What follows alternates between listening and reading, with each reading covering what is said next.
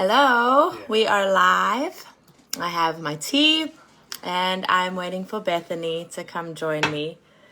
So today we are talking about decisions, and I'm going to just start throwing out a few questions to begin this live, and then we're going to break it down and discuss some. But I'm going to ask you, if you are watching, have you ever experienced decision fatigue? Do you know what decision fatigue is? What is the company that you keep and how do they influence your decisions? Are you clear about purpose so that you are clear about the decisions that you are making? What drives your decision making? What fears do you have when making decisions? Am I making this decision based on my own values or based on external pressures? Are you facing uncertainty? Now it's perfect. Okay, I'm back. I'm going to bring Bethany on. So, our last question was, are you facing uncertainty that's hindering your decision making?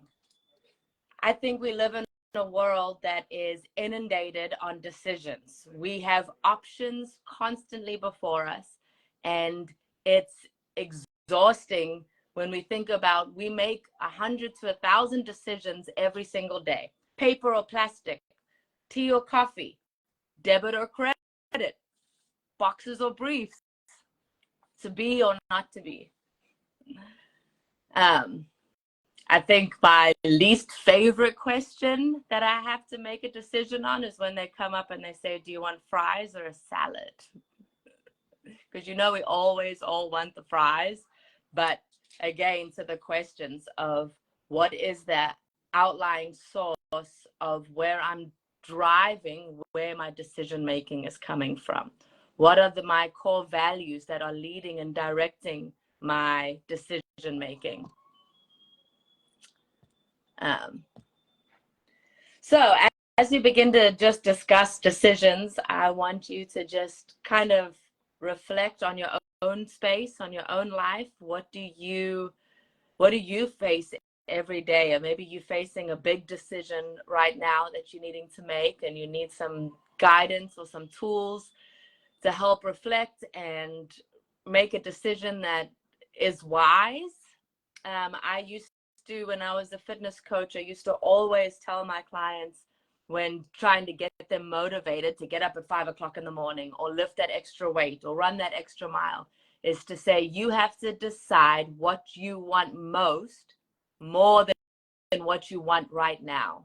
So you have to want that thing. So if your goal is to lose weight, you have to want that more than you want that piece of cake now. And as soon as you have the ability to divide and understand in your makeup that I want that more than I want this right now, you will have the power to make decisions that are healthy decisions, that are good decisions, that are godly decisions, that are decisions that benefit you and don't hurt others. But I know we struggle with making decisions. I know it's not easy. It's a struggle to make decisions sometimes, especially, and this is what Bethany and I'll talk about, is to say, Bethany, I'm trying to bring you on video. I keep sending a request, so it should be in your notifications, but it's saying that there was no answer.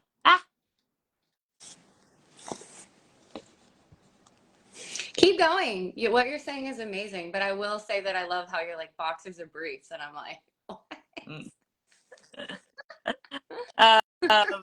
This is not relevant to this group whatsoever, right. But I'm just whatever. It's fine. It's totally fine.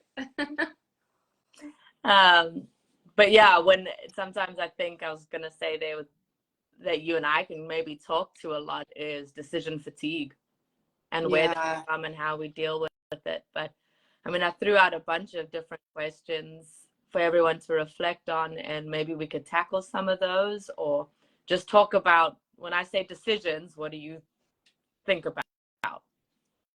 Yeah, for me, it's really interesting because we tend to have these conversations out of things that we're thinking about in our own space and the things that we're dealing with day to day. In the work that I do, I work with people that come to me help them make decisions. And I find it ironic because, this is a little bit of a side note, but it goes to what we're talking about. I don't know if you've ever sat in a sermon, and you and I have talked about this before, but where you've ever sat in a sermon and somebody's like, well, you're not a good speaker, but God calls you to speak, or you're not a good this, but God calls you this. Well, you and I both have had very public ministries. We're comfortable in front of people. We speak a lot, that kind of thing. So that thing has never really resonated with me of like, yeah, but I do feel like called to that. So where does that fit me? Where it fits me in my life. So the whole point of them saying that is sometimes God calls you into spaces to do things that you've had to grow and learn in your own journey. Decision making is that space for me. Anybody who knows me knows that I'm indecisive, and I'm trying to work on that. And I don't even want to say I'm indecisive because I'm growing in that. But JJ, you know this. So I wish I had this on me right now, but there's a coin in South Africa that you can buy at like one of the novelty shops. It's one of the tourist shops, and it's a coin. And on one side is the front of an elephant. On the back side is the elephant's butt, and and it's a decision maker coin. And JJ and I both bought that for each other as a joke because we can be in that space too. So all I'm saying is decision making is a really big deal for people. And sometimes people get paralyzed in decision making. And so whether it's, hey, do I want tea or coffee today? That's not an issue for me. I'm a tea drinker. Or whether it's paper or plastic at the grocery store, or whether it's the French fries or the salad, which you said, those can be paralyzing for people. And then multiply that towards the bigger decisions. Who am I going to marry? What city am I supposed to live in? Am I supposed to take this job? Am I supposed to say no to this opportunity or yes to this thing? And I think for me in my own process, and as I have worked with my spiritual director, coaches, friends that I just take their wisdom, I think there's some good questions we can ask ourselves in some of those spaces. And so maybe we can just talk about like, what are some practical questions that have helped you in your decision making? I mean, you just got married. Like, so, I mean, how did you make that decision? That's a loaded question. Happy Tuesday morning, Wednesday morning, everyone, or afternoon. Okay, so before I answer that, because I need to digest for a second, here's a fact. Let me ask you, maybe you know the answer. Okay. How many decisions do you think a human being makes a day on average? What is it estimated we make every day? How many decisions? I know it's high. I don't know how high it is. I'm just going to throw out the number like 1,000. 35,000 decisions every day. No wonder we're flipping decision fatigued and tired. I just want to go take a nap right now. And like, God, is it you or is it me? Oh my gosh, that overwhelms me. I need to take a deep breath. Average is estimated to make around 35,000 decisions per day, including both conscious and subconscious choices. These include decisions about everything from what we eat to what we wear to how we spend our day.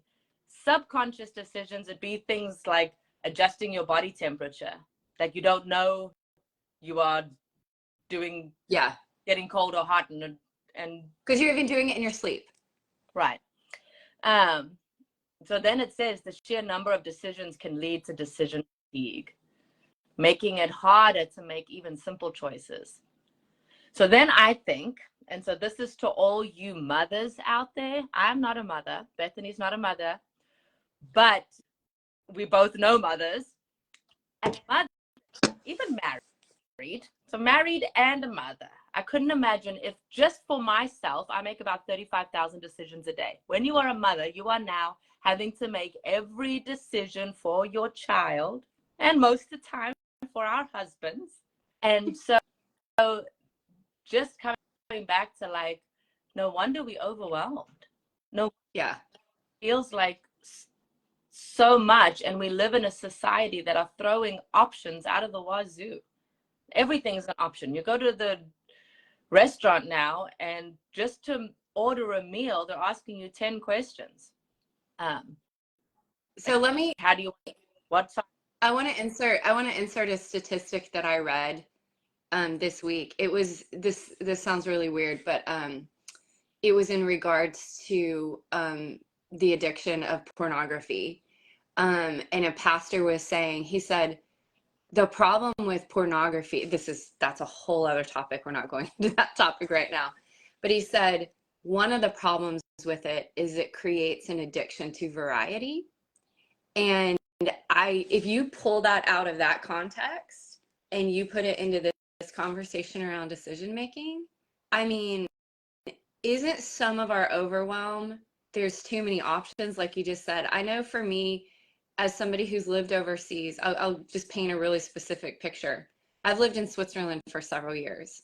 You go into the grocery store in Switzerland. First of all, it opens in the morning and it closes at 6 or 7 at night.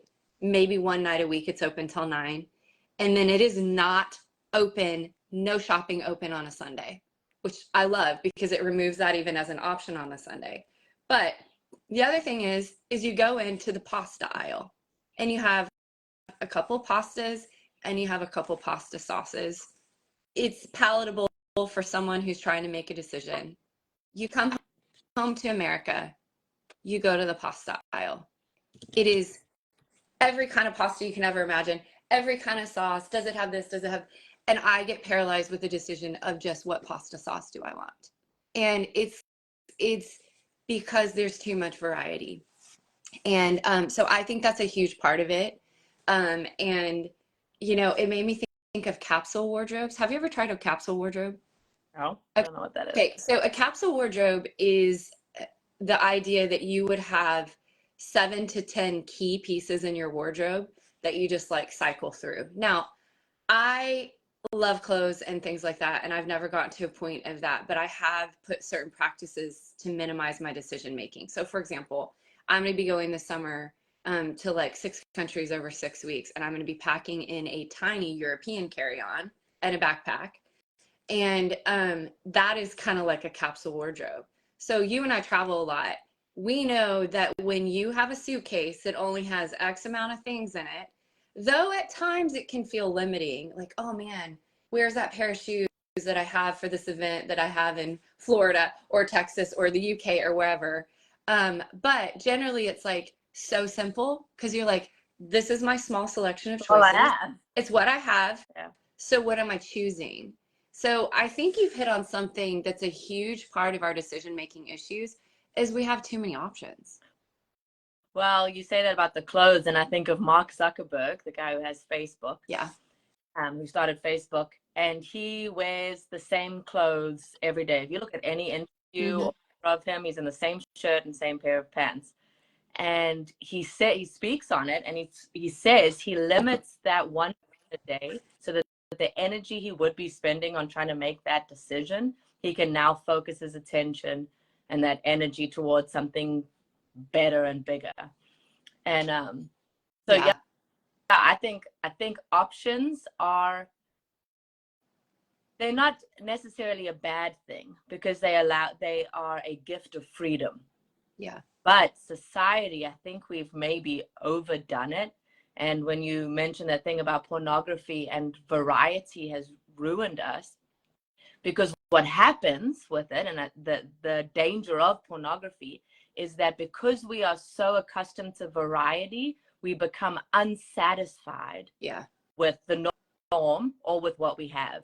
So out of the pornography situation and just apply it to life, we aren't satisfied with some things that lie before us because there are other options. So in my go to the airport lounge conversation and talk travel is to say, if I'm here in Europe and I can spend £500 to go to Italy, that's a dream for most people. They're once in a lifetime trip to Italy. But then because I'm used to traveling now and I know I have options, I'm like, wait, if I'm going to spend 500 pounds, where else in Europe could I go? Now, all of a sudden, let me put all the options in front of me. Now it's like, well, actually, for 50 pounds more, you can travel to the beautiful island of Cyprus and have a holiday on the beach with a beach view. Okay, so now I'm at 550. Okay, well, now that I'm spending 550 pounds, what are all my options for 550? And so it starts to spiral out of control, and we forget the whole original intent or purpose of what we were doing in the first place. And so that's how I think options can end up ruining us, even though they were meant there for an opportunity of freedom. Yeah, I have so circling back to the questions, and I know I asked you about your marriage, but I feel like that's a whole other, I feel like that could be a whole conversation around your journey in that, because I feel like there's a lot of gold and wisdom in there. But in regards to the questions, so I have had multiple times in my life, I'm a bit of a free spirit. Anybody who knows me kind of knows that about me. But I've had multiple people say to me in seasons, oh, I feel like God is giving you a blank canvas and like saying, let's paint together, or the world is at your fingertips, or the world is your oyster, are these concepts that are so beautiful and freeing, and as a decision maker who's fatigued in decisions can be completely overwhelming. And I sat with a friend mentor a couple weeks ago, and she looked at me and she said, Bethany, I think in this season, as you're making decisions, one of the questions that you could be asking is, what feels like the wide open space to you? And I won't go into the details of this, but I had a situation literally last Friday where I was invited to go on a road trip spontaneously. I wasn't sure up until the last moment. I packed my bags, I loaded the car, I got in the car. And as I sat in the car, I began to feel trapped and anxious. And I was about to be driving 2.5 days up to Washington, D.C. And I was with my parents, and I looked at my dad and I said, Dad, can you take me home? And then I just like started crying, because what I realized is that I felt trapped, and that the open space for me normally is jump in the car, move your schedule, let's go on a road trip, let's see what's possible, who am I going to meet, who am I going to connect with, what's the God story at play here? That is my normal MO. But the open space to me actually felt like staying here where I am, getting some stuff done and prep for this big summer project I'm about to embark on to lead and be away from a home for 6 weeks or whatever. So it was a really good like navigation point kind of question to help me in that space. And especially I think when we're talking about variety, sometimes variety can feel like an open space. It can feel open and free, and oh my gosh, I have so much choice. But back to the packing solution, when you're traveling and you are trying to figure out what you're doing in your day, and you're in a different country and a different time zone, and you've got jet lag, you're trying to figure out what to eat, sometimes the freedom and the open space is looking in your tiny bag and seeing, this is all I have, and this is what I'm going to choose from. And that feels like freedom, because it feels like simplicity, and it feels like, I don't know how Mark Zuckerberg would say other than you don't have to use that energy to make the decision in that moment for that thing, so you can reserve it for something else. Well, sometimes I think options are distractions. Mm-hmm. Two things that I apply most of the time when I'm making decisions. And one of them is just make a decision. You will know once you've made that decision if it was the right one or not. So for instance, we had a discussion that day when you were going to get in the car and go up to DC. And you were like, I don't know how to make a decision. So I came in, and this is the wonderful thing about just sometimes having a friend on the side, and I made a decision for you. And I just said, do this, blah, blah, blah, blah, blah, blah.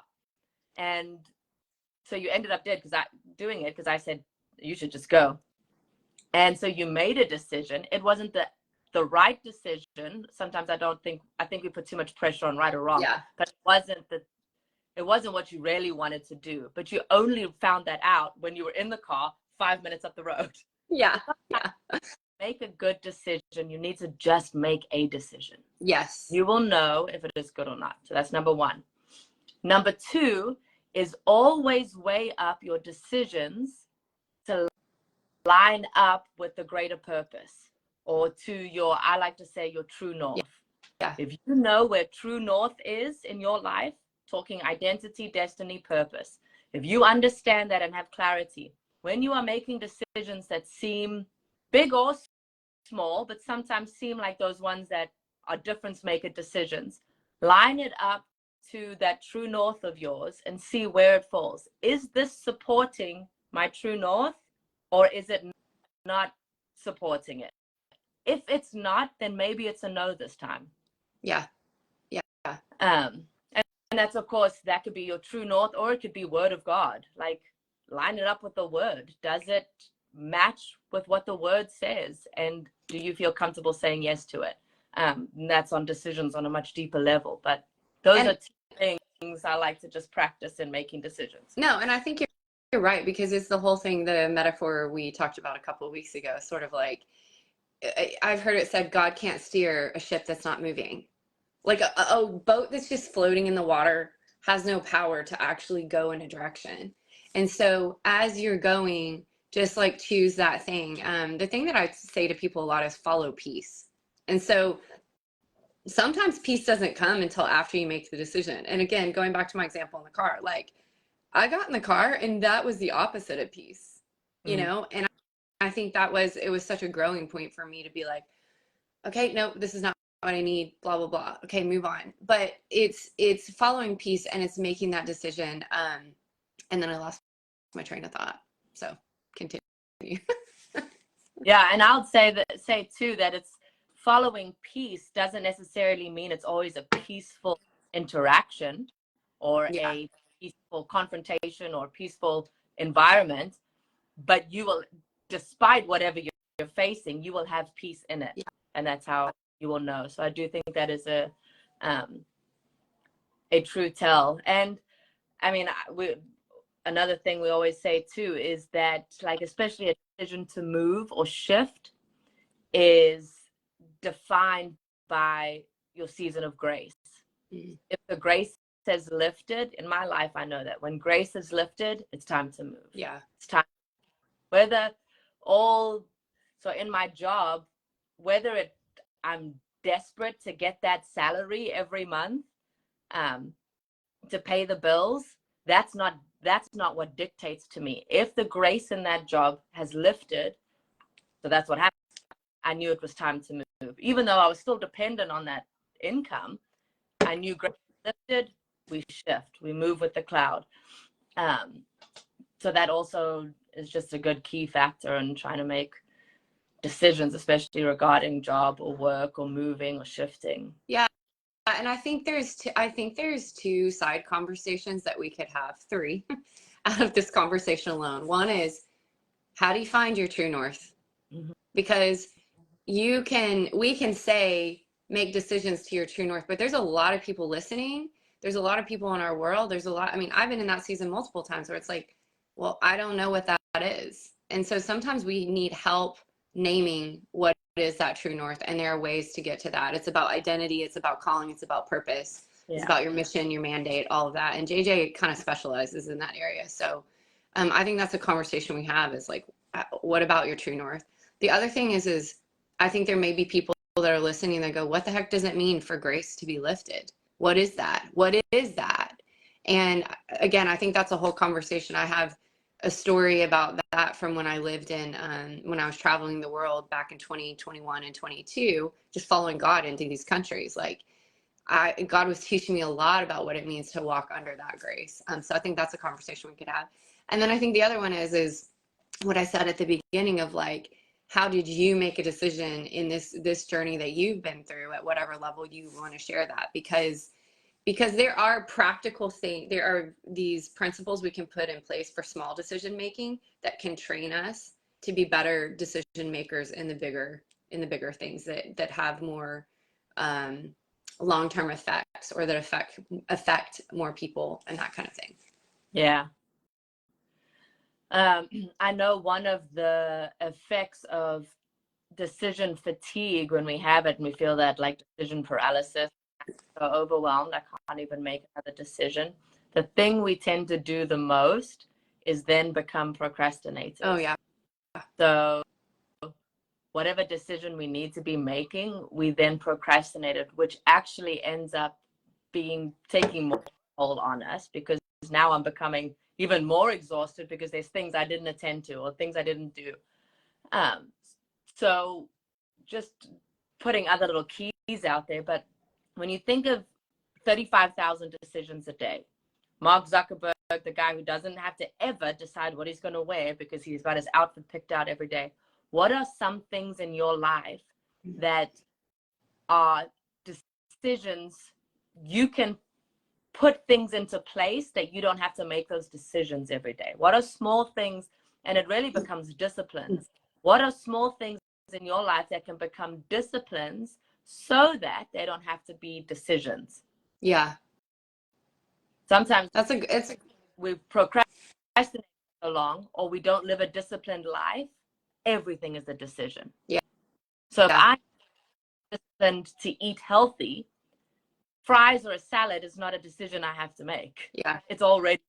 And so I think it's such a key to say, I need to apply some disciplines in my life that are going to help me with decisions I don't necessarily need to be making all the time. Yeah, I think that's so good. And I think, you know, I keep thinking this probably 3 months ago, this sounds weird, but I like color coded my closet, because it's not the decision of like the decision is made for me. It simplifies the decision, because now what I'm doing is not having to go, where did I hang that thing? Where's that? Because even that's like, that may not be a decision, but that is energy required to go to make the decision. Yeah.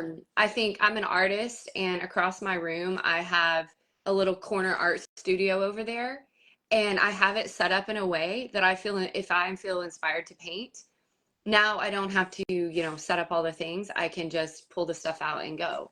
Again, those aren't decisions, but I think sometimes the prep work is what are ways that we can eliminate that process before the decision making. Well, I love the color-coded closet. Even so many of us, if I were to go into a house right now, in your clothing drawer, how is your clothing drawer set up? Do you have organization or any discipline the way you pack your clothes? Because one of my worst things, and I think most of us don't love laundry. I don't mind doing it, but putting laundry away, Yeah, I agree. much. But you know why? Because it requires, like you were saying, energy, which I think are subconscious decisions of like where to put the stuff away. Because most of the time we have too much. And secondly, we don't have any rhythm or rhyme to our organization in our closet. So if I know all the pants just go in a pants drawer and there's going to be room in that drawer, I don't have to stuff it in there, I probably wouldn't hate packing away clothes so much. But most of the time, Well, I had a whole long conversation at a lunch conversation with a bunch of singles like a month ago about, do you or do you not fold your underwear drawer? And it was kind of like, we do this personality thing about what's in your fridge. Again, another topic for another day. But it became one of those like personality things where like you could almost guess who at the table folds their underwear. Guys, girls, whatever. Well, I came home and I was like, you know what? I'm going to fold all the underwear in my drawer so I can actually see my underwear, because I just bought some new underwear and did like a whole purge. And I'm like, I'm not going to wear those if I can't see them, because part of it is, can you see it? And so this is, I mean, again, we could go on for a while on this topic, but the reality is that there's so much to decision making. But I think where we need to sort of land the plane for today is think about your own life and think about the decisions you make on a daily basis. Think of one of the 35,000 decisions you make on a daily basis.